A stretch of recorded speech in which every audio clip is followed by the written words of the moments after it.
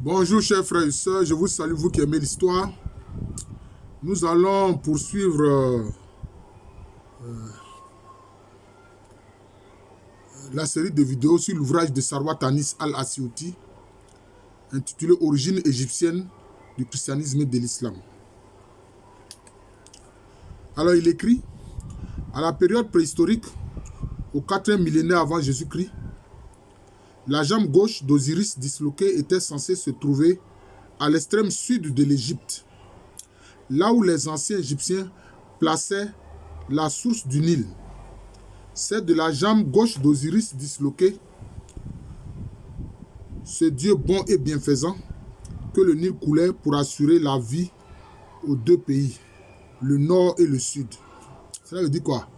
Pour eux, le Nil, la source de la vie, vient du sud. Voilà, vient du sud. Et les Anou, qui ont été à l'origine du peuple égyptien, viennent du sud. Voilà. C'est pour ça que le pharaon, son véritable type, c'est Nessout, celui qui vient du sud. C'est important. Les textes des pyramides font allusion au fait qu'Osiris se révèle sans pieds ni bras, mais ajoute, voici qu'il est réuni. Le livre des morts spécifie que les bras ont été retrouvés dans les marais. Il semble aussi que par la suite, on remet à Osiris sa jambe gauche manquante, car les textes des sarcophages font allusion à la chambre retrouvée. Cette jambe gauche continua à former une relique sacro-sainte, gardée précieusement dans le Saint des Saints, au temple de Philae. Ainsi, la légende d'Osiris se caractérise à son point de départ par le fait que la jambe gauche manquait à Osiris. Cette constatation renferme la clé de l'énigme du terme Prasya. Bon, je sais pas. Je sais même pas comment lire ça parce que c'est écrit P-A-S-X-A. Est-ce que c'est pas ça? Ouais, bon, pas ça sans doute. Et il a écrit à côté Pâques. Voilà, Pâques. D'ailleurs, ce qui lui manquait aussi, c'était sa verse, c'était son pénis, qui sera reconstitué par son épouse Isis. Par ailleurs, les danses funéraires, comme de plusieurs peuples anciens, sont pratiquées jusqu'à nos jours. Les autochtones de l'Afrique du Sud démontrent au cours des funérailles leur vive douleur en sautillant durant le trajet du cortège funèbre. Ces danses funéraires existaient dans l'ancienne Égypte. Les scènes chorégraphiques des monuments égyptiens comprennent entre autres le bond et le sautier. Mais c'est comme ça. En Afrique traditionnelle, notamment chez les Akans, c'était comme ça. Voilà. Quand il y avait les obsèques, on dansait. Mais cette danse a une explication, ce qu'ils ne donnent pas. Les anciens Égyptiens faisaient cela parce que ce sont des Africains. Mais quelle est l'explication? Voilà le problème. Sarwat Anis, il indique ça seulement, mais il n'explique pas. Et il montre aussi que les peuples de l'Afrique du Sud font la même chose. Les Akans font la même chose. Mais pourquoi ils font ça? Parce que pour eux, le défunt est parti où? Il allait rejoindre les ancêtres. Donc, c'est une joie. Aller rejoindre les ancêtres, c'est une joie. Donc, il faut danser pour cela. Ça, les Caucasiens ne peuvent pas comprendre ça. Ils vont dire, mais comment se fait-il que c'est un moment de deuil, de douleur, et puis ceux-là, ils dansent. Ils dansent parce que pour eux, le défunt a allé rejoindre les ancêtres. C'est tout. Voilà, il faut comprendre ça. Le saut sur le pied droit commémorant dans l'Antiquité la tragédie d'Osiris disloqué, perdant la jambe gauche. C'est cela le sens du terme passa. Bon, sauter, boiter. Terme qui signifie aussi Pâques. Donc il met ça en relation avec la Pâque. Bon, on y va. Le jeu des femmes égyptiennes sautant sur le pied droit le lundi de Pâques, selon le calendrier copte qui a pris le relais de la Pâque osirienne, constitue le témoin vivant de l'origine fort discutée du terme Pâques. Bon. Donc pour lui, il met la Pâque, des choses du christianisme et peut-être même du yavisme, c'est-à-dire de la région juive avec la Pâque des anciens Égyptiens. Un autre témoin se révèle le nom du poisson salé que les Égyptiens mangent à Shaman Nassim, toujours le lundi de Pâques. Le nom même de ce poisson salé, symbole d'Osiris, est tiré de l'état d'Osiris dont les membres ont été disloqués par son frère Seth. En effet, Seth l'a assassiné, et puis l'a découpé, et puis l'a dispersé son corps. En effet, le poisson s'appelle disloqué, fasik. Ce terme possède à peu près le même sens en égyptien. Fasek, avoir le cœur broyé, en araméen et en hébreu. Facha, passa, boitiller, boiter, traîner la jambe, être disloqué. En arabe, fasik, être disloqué. L'état dans lequel se trouvait Osiris a été donné comme nom au poisson qui le symbolise, mangé le lundi de Pâques à la clôture des festivités de la Passion osirienne. Bon, là encore, le corps disloqué, le poisson, etc. Bon. On voit aussi Jacob qui ensuite prend le nom d'Israël. Mais lui aussi, on va voir, il avait du mal à marcher. Il a eu le côté broyé, enfin je veux dire blessé. Sa côte était blessée. Voilà. Donc c'est ça. Le terme fut transcrit en grec dans les Septante, soit de l'araméen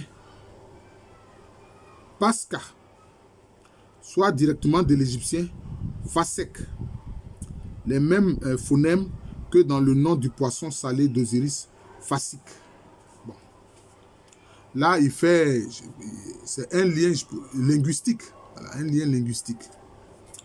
Le terme fut transcrit en grec dans la Septante. Bon, je viens de lire ça, je crois. Voilà.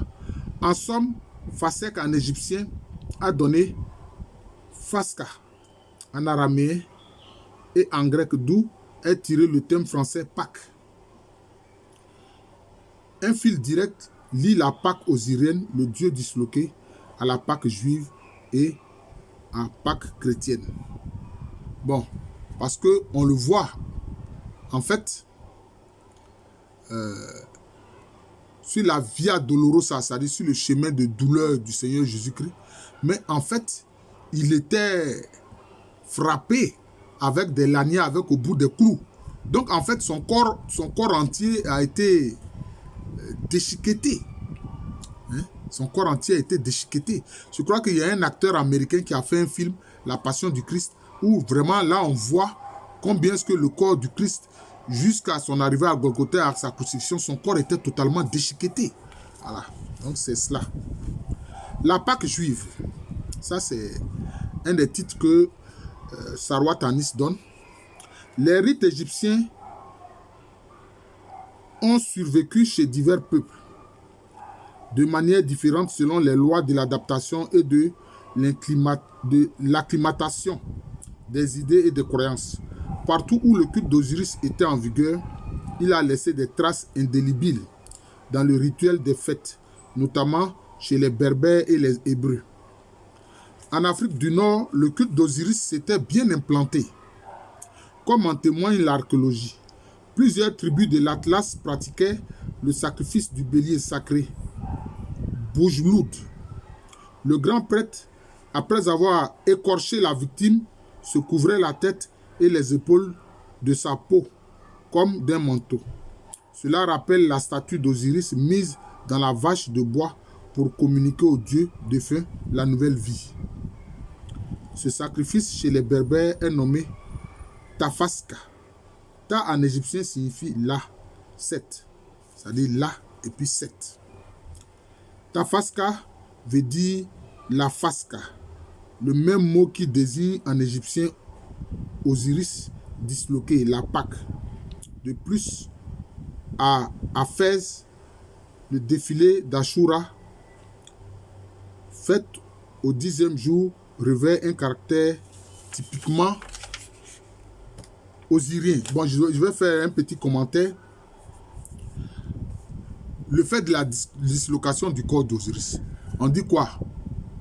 Dans le culte catholique, on dit quoi? Chrétien catholique, on dit quoi? On dit Jésus pain rompu. Jésus pain rompu. Donc si le pain est rompu, c'est comme s'il est disloqué, il est brisé.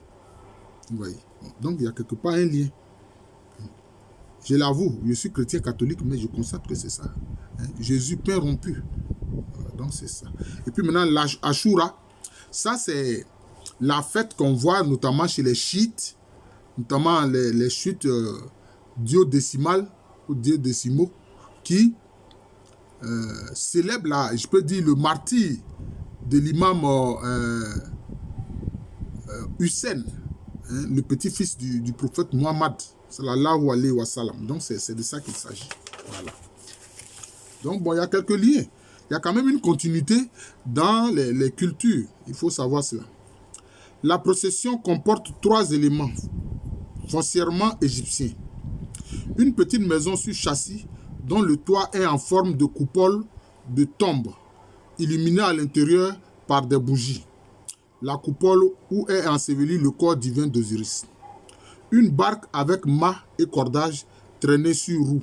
La barque divine d'Osiris, portée sur les épaules des prêtres égyptiens. Un monstre en forme de serpent à visage d'homme, appelé Sat, même nom que Seth, le tueur d'Osiris, mais même nom aussi que le serpent Sata.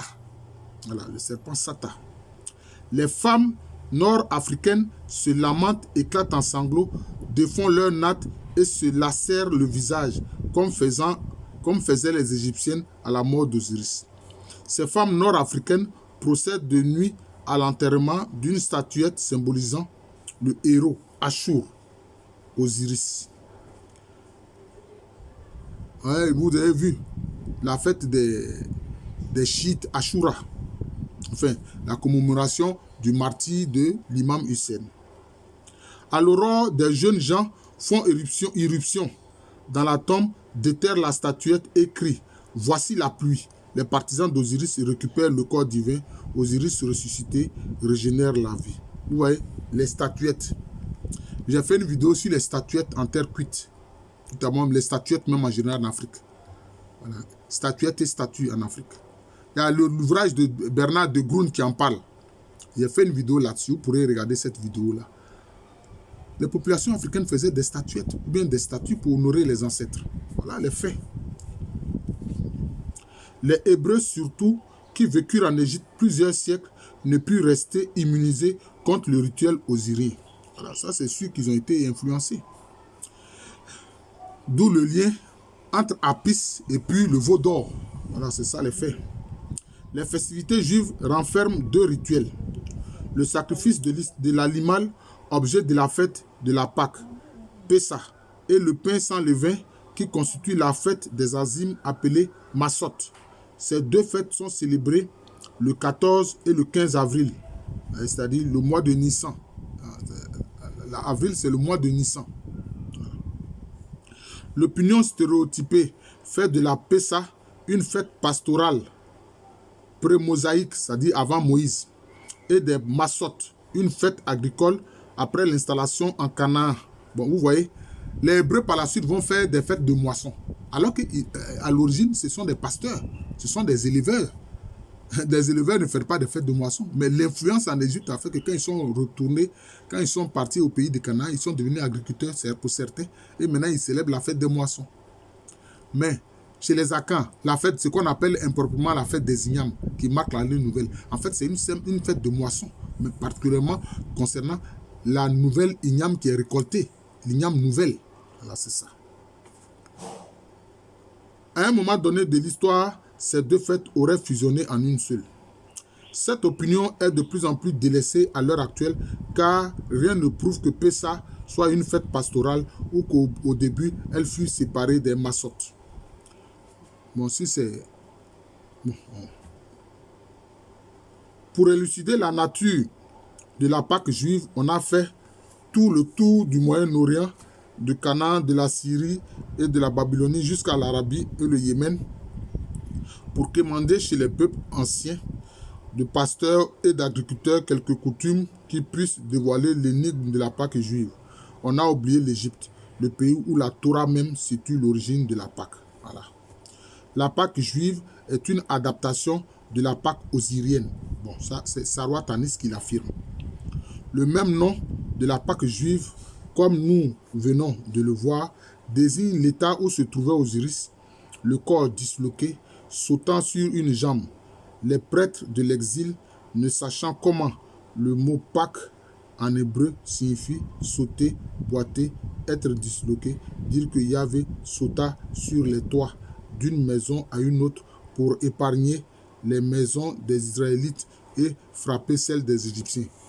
Parce qu'on dit qu'ils avaient mis, sur recommandation de Yahvé, qu'il avait dit à Moïse, ils ont mis notamment du sang d'animaux sacrifiés, notamment de brebis, sur le linteau des portes, sur le haut des portes. Voilà, c'est ça.